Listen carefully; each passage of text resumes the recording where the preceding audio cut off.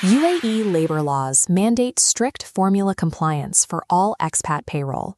These regulations require mathematical precision rather than individual company estimates.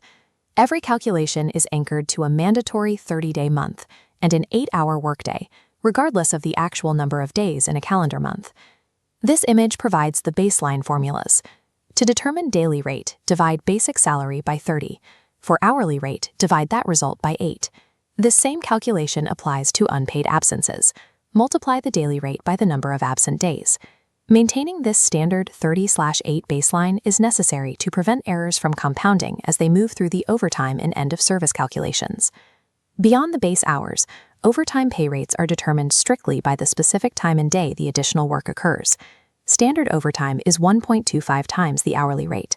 If the work happens on a Friday or a public holiday, the multiplier increases to 1.5, applying to any hours worked between 10 p.m. and 4 a.m. These overtime totals are added to the basic salary, housing, transport, and other allowances to reach the employee's gross salary. Because pay rates change based on the clock, companies must maintain timekeeping systems that record exact timestamps and calendar dates to remain compliant.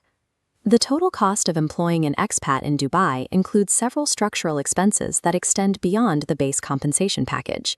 Employers calculate a statutory employer cost fixed at 15% of the basic salary.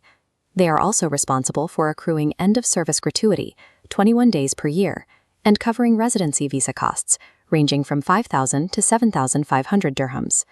From the gross salary, the math paths diverge. Net salary is determined by subtracting deductions, while total employer cost is determined by adding the gratuity, visa, and benefit costs to the gross. Accurately calculating this total employer cost is the only way to ensure corporate hiring budgets remain viable and compliant with UAE law. Local labor regulations do not allow for alternative payroll divisors or flexible accounting methods. The formulas are fixed.